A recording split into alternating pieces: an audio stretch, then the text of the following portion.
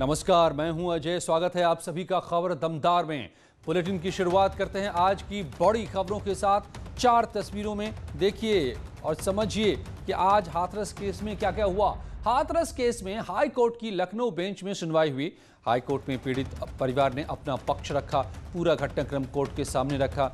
पीड़ित परिवार ने कोर्ट को बताया कि उन्हें नहीं पता कि जिस शव का अंतिम संस्कार किया गया वो उन्हीं की बेटी का था या नहीं। प्रशासन की तरफ से भी कोर्ट के सामने अपनी तमाम बातें रखी गई, पक्ष रखा गया। प्रशासन का कहना है कि उन्हें शव के खराब होने की आशंका थी, इसी वजह से शव को रात में ही जला दिया गया। इसके साथ ही प्रशासन की तरफ से यह भी कहा गया कि कानून व्यवस्था के बिगड़ने की भी आशंका थी, इस वजह से ये फैसला लिया गया। वहीं हाईकोर्ट ने दोनों पक्षों की बातें सुनी। हाईकोर्ट ने प्रशासन को फटकार भी लगाई। पूरे मामले की अब अगली सुनवाई 2 नवंबर को होगी। तो हाथरस केस पर सरकार और प्रशासन को हाईकोर्ट ने जमकर फटकार लगाई। हाईकोर्ट ने पूछा कि रात के अंधेरे में क्यों किया अंतिम संस्कार। अमीर की बेटी होती तो क्या ऐसा ही करते बर्ताव। हाईकोर्ट ने पुलिस के अधिकारियों को लगाई फटकार। हाईकोर्ट ने एडीजी एलओ को भी फटकारा। रेप की परिभाषा पर हाईकोर्ट ने जताई आपत्ति। वहीं हाथरस केस की इलाहाबाद हाई कोर्ट की लखनऊ बेंच में सुनवाई आज पूरी हुई। इस मामले में अगली सुनवाई 2 नवंबर को होगी। लखनऊ बेंच में हाई कोर्ट के 2 जजों की पीठ ने सभी पक्षों की दलील सुनी।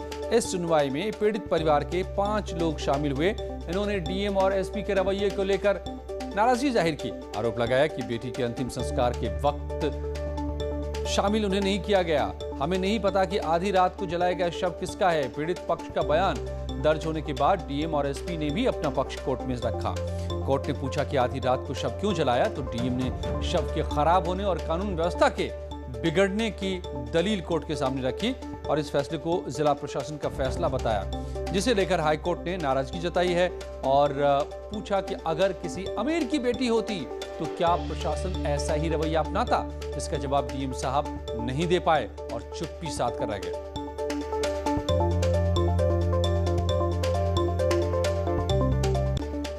तो हाथरस केस में आज पहली सुनवाई हुई। पीड़ित परिवार और प्रशासन ने कोर्ट में क्या कहा, ग्राफिक्स के जरिए आप ये भी समझिए। पीड़ित परिवार का कहना था कि अंतिम संस्कार वाला शव किसका था हमें नहीं पता। अंतिम संस्कार किसका हुआ, अंतिम संस्कार की प्रशासन की दलील जो थी कि असामाजिक तत्व दंगा भड़का सकते थे, शव खराब हो सकता था, इसलिए ये किया। हमें शव को देखने तक नहीं दिया, परिवार का कहना था। प्रशासन ने दलील थी कानून व्यवस्था खराब होने की वजह से जल्दी से संस्कार जरूरी था। तो दोनों पक्षों के बीच जो सवाल, दोनों पक्षों की अपने अपने पक्ष जो रखे पीड़ित परिवार और प्रशासन ने, वो आपके सामने कि हमें पुलिस की जांच पर भरोसा नहीं, ये भी पीड़ित परिवार ने आरोप लगाया।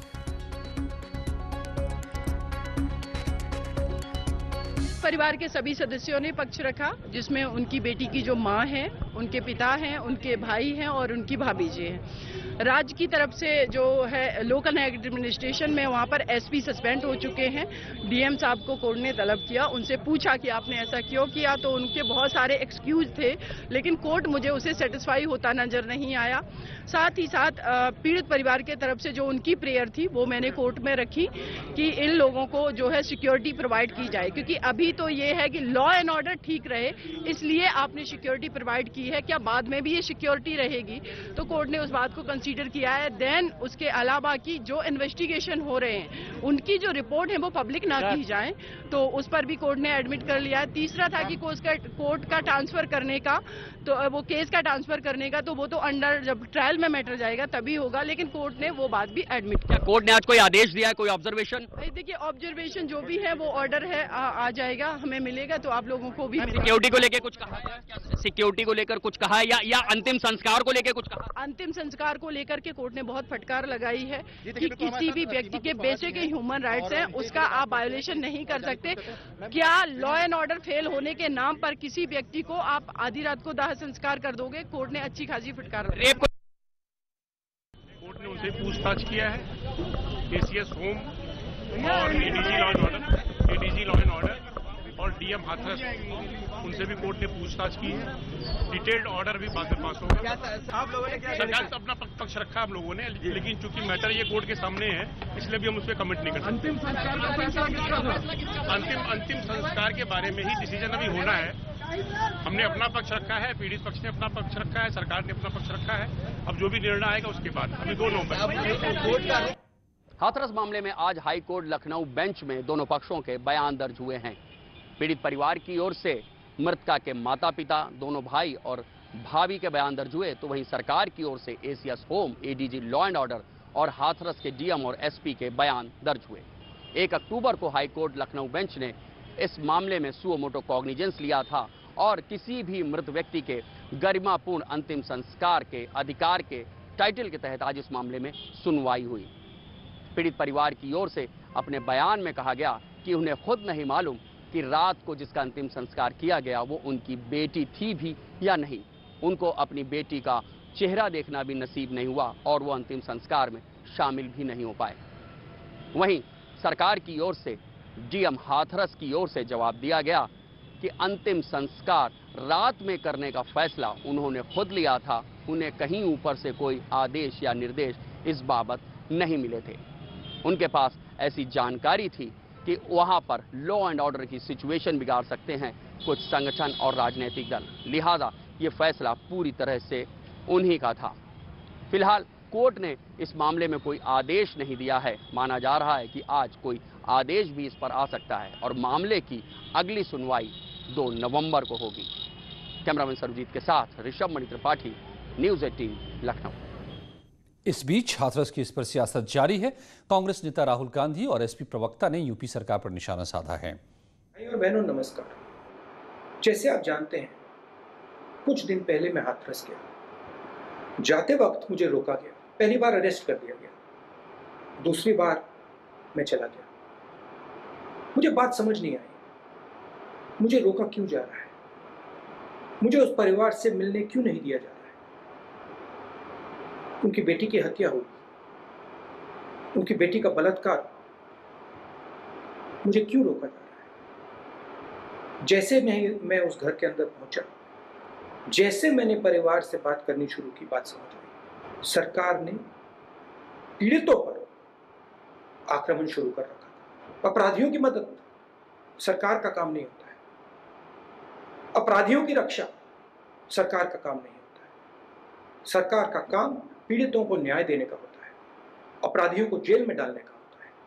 ये काम उत्तर प्रदेश की सरकार नहीं कर रही थी, इसीलिए मुझे रोका जा रहा था। मैं आपके माध्यम से कहना चाहता हूं, सरकार को कहना चाहता हूं, आप अपना काम करना शुरू कीजिए। अपराधियों को जेल में डालने का काम कीजिए, पीड़ितों को बचाने की और उनकी रक्षा करने का काम शुरू कीजिए। यह सिर्फ एक महिला की कहानी नहीं है, ये हिंदुस्तान में लाखों महिलाओं की कहानी है। लाखों महिलाएं सरकार की ओर देख रही हैं और सरकार अपना काम नहीं कर रही है। हम सबको सरकार पर दबाव डालना है, समाज को बदलना है, क्योंकि जो हमारी माताएं और बहनों के खिलाफ इस देश में किया जाता है वो सरासर अन्याय है। धन्यवाद। जय हिंद। आज माननीय न्यायालय को भी गुमराह करने की कोशिश की, लेकिन जो परिवार का दर्द आया, जो परिवार ने बयां किया, परिवार ने बताया कि जबरन बेटी के शव को जला दिया, मुंह भी नहीं देखने दिया, हाथ पीले नहीं करने दिए। तो कहीं न कहीं जो परिवार पहले दिन से कह रहा था वो आज माननीय न्यायालय के सामने उसने जो बातें रखी हैं उससे योगी जी का जाति चेहरा, योगी जी का बलात्कारियों का प्रेम, योगी जी का अपराधियों को संरक्षण देने वाला चेहरा देश के सामने आया है। और इस सबके बीच हाथरस केस में अब सीबीआई एक्शन में है। सीबीआई ने केस टेक ओवर करते ही एफआईआर दर्ज किया है। उसके बाद शाम को ही सीबीआई चंद्रपात थाने पहुंची और कल टीम मंगलवार को बुलघड़ी पहुंचेगी और घटनास्थल पर क्राइम सीन को रिक्रिएट करेगी। हाथरस कांड में उठ रहे सवालों के बीच अब सीबीआई इस मामले में एक्शन में आ गई है। देश की सबसे बड़ी जांच एजेंसी ने अब हाथरस में अपना डेरा डाल दिया है, जहां 15 दिन तक एजेंसी उन सबूतों को तलाशेगी जिनके बूते सच को बेनकाब किया जा सके। सीबीआई की टीम जांच में कोई कसर नहीं छोड़ना चाहती। और यही वजह है कि मौका वारदात से लेकर चप्पे चप्पे को खंगालने का काम सीबीआई करेगी।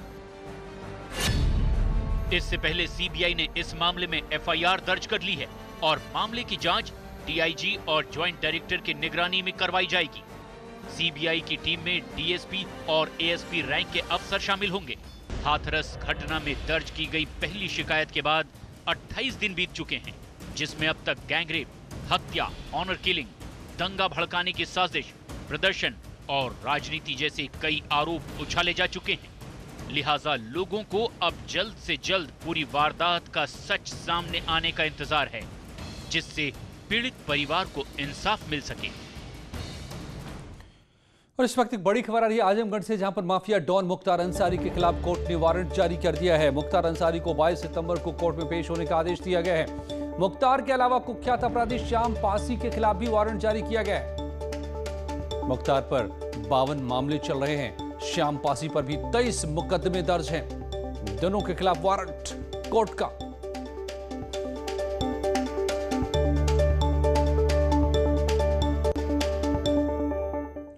और प्रयागराज में भी माफियाओं पर ताबड़तोड़ एक्शन का सिलसिला जारी है। अतीक अहमद, राजेश यादव और बच्चा पासी के बाद हिस्ट्री शीटर रामलोचन यादव की अवैध संपत्ति पर बुलडोजर चला है।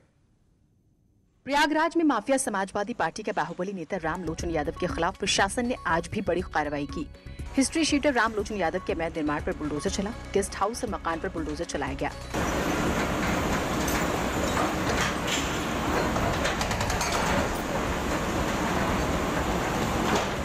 धूमनगंज थाना इलाके के कंधईपुर में ये दोनों बिल्डिंग बिना नक्शे पास कराए बनाई गई थी। रामलोचन धूमनगंज थाने का हिस्ट्री शीटर है। उस पर कई आपराधिक मामले दर्ज हैं। रामलोचन के जीजा तत्कालीन सपा विधायक जवाहर पंडित की 1996 में हत्या हुई थी, जिसके बाद वो अपराध की दुनिया में सक्रिय हो गया। गेस्ट हाउस और मकान को जमींदोज करने की कार्रवाई के दौरान विकास प्राधिकरण, नगर निगम, जिला प्रशासन और पुलिस की टीमें मौजूद रहीं। पीडीएस इसका मानचित्र स्वीकृत नहीं कराया गया था। इसका लीगल डिमोलिशन ऑर्डर पीडीए ने पास किया था, जिसके क्रम में आज पुलिस और प्रशासन के सहयोग से इसको ध्वस्त कराया जा रहा है और इसका प्लॉट एरिया लगभग 1500 स्क्वायर मीटर है। और 69,000 शिक्षकों की भर्ती में भले ही पेंच फंसा हो, लेकिन सीएम योगी की इच्छा शक्ति से अब 31,661 पास हुए अभ्यर्थियों को नौकरी मिलने जा रही है। आज शिक्षा परिषद ने चयनित अभ्यर्थियों की सूची जारी कर दी है, जिसमें 31,661 अभ्यर्थियों की नौकरी का रास्ता साफ हो गया है। यूपी में जो शिक्षक बनने का सपना देख रहे थे और योगी सरकार ने उन युवाओं का सपना आज पूरा कर दिया। उत्तर प्रदेश बेसिक शिक्षा परिषद ने आज 69,000 शिक्षक भर्ती मामले में 31,661 चयनित शिक्षकों की लिस्ट जारी कर दी। ये पद सुप्रीम कोर्ट के आदेश के तहत 69,000 सहायक शिक्षकों में शिक्षा मित्रों के पद छोड़कर है। बता दें कि 6 जनवरी 2019 को टीईटी की परीक्षा कराई गई थी। 7 जनवरी 2019 को इस बारे में शासनादेश जारी किया गया था।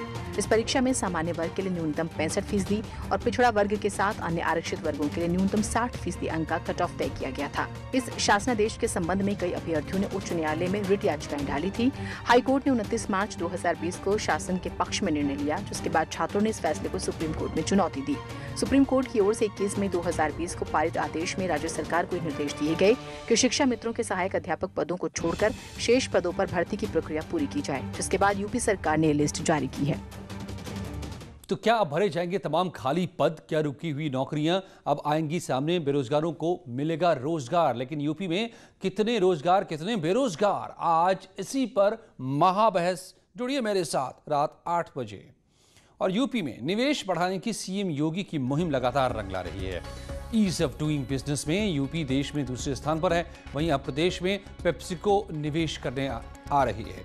यूपी और पेप्सिको के बीच 814 करोड़ रुपए का एमओयू साइन हुआ है, जिसमें पेप्सिको मथुरा में चिप्स बनाने की फैक्ट्री लगाएगी और इस इन्वेस्टमेंट से यहां पर 1,500 प्रत्यक्ष यानी सीधे और उसके अलावा अप्रत्यक्ष रोजगार भी लोगों को मिलेंगे। 2021 तक इस इकाई से उत्पादन शुरू हो जाएगा।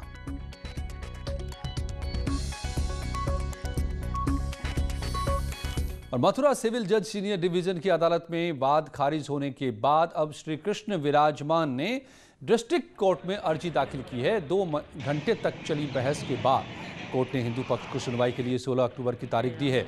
आपको बताएं कि श्री कृष्ण विराजमान ने जन्मभूमि के 13.37 एकड़ भूमि के स्वामित्व की मांग की है और ईदगाह को हटाने की भी मांग इस याचिका में की गई है। जिला जज के सामने बहुत विस्तृत रूप से सुनवाई हुई है और सुनवाई में मुख्य हमारी दलीलें यही थी कि जो सिविल जज सीनियर डिवीज़न का ऑर्डर है वो टोटली गलत है और भक्त केस फाइल कर सकता है। सुप्रीम कोर्ट ने राम जन्मभूमि केस में ये होल्ड किया है कि कोई भक्त या भगवान खुद थ्रू नेक्स्ट केस फाइल कर सकते हैं जहां पे ट्रस्ट डिफंक्ट है और अगर ट्रस्ट ने भगवान के एक्शंस के खिलाफ काम किया है तो भक्त और भगवान खुद केस फाइल कर सकते हैं। इस केस में जो कॉम्प्रोमाइज़ हुआ था 1968 का वो इलीगल कॉम्प्रोमाइज़ है, कल्यूसिव कॉम्प्रोमाइज़ है और इसीलिए यहाँ पे भक्त और भगवान खुद केस उन्होंने फाइल किया है और हमारा केस सुप्रीम कोर्ट के जजमेंट से कवर्ड है राम जन्मभूमि के और यही सारी दलीलें, यही सारे लीगल पॉइंट्स आज हमने जिला जज के सामने रखे हैं। अब इसमें नेक्स्ट डेट 16 अक्टूबर की है जब उन्होंने रिकॉर्ड्स तलब किए लोअर कोर्ट के और अब अगली सुनवाई इस मामले में 16 अक्टूबर को होगी। कुछ ही पलों में और भी खबरें। सुखविंदर कौर उर्फ राधे मां के बिग बॉस में जाने के मामले में अब अखाड़ा परिषद आ गया है। अखाड़ा परिषद ने कहा है कि राधे मां नहीं सन्यासी है न ही साध्वी। अखाड़ा परिषद अध्यक्ष महेंद्र नरेंद्र गिरी ने कहा कि राधे मां का किसी अखाड़े से कोई रिश्ता नहीं, कोई संबंध नहीं। हालांकि 2018 में जूना अखाड़े ने राधे मां को महामंडलेश्वर की पदवी दी थी। वहीं अब अखाड़ा परिषद ने राधे मां से पूरी तरह से किनारा कर लिया है। सच्चाई का पता चलते ही जूना अखाड़े ने राधे मां को निष्कासित कर दिया है। और सहारनपुर से मनचले की पिटाई का वीडियो सामने आया है। आरोपी छात्रा को अश्लील मैसेज कर ये परेशान करता था। छात्रा ने इस बात की जानकारी अपने परिवार को दी, जिसके बाद छात्रा के परिजनों ने युवक की पिटाई कर दी। ये वीडियो नकुड़ इलाके के अंबेठा का बताया जा रहा है। सहारनपुर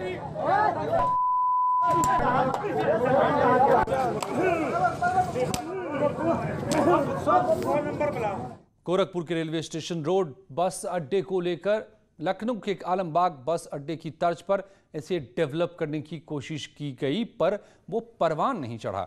इसलिए अब जिला प्रशासन इसे गोरखपुर विकास प्राधिकरण के साथ मिलकर विकसित करने का प्रयास कर रहा है।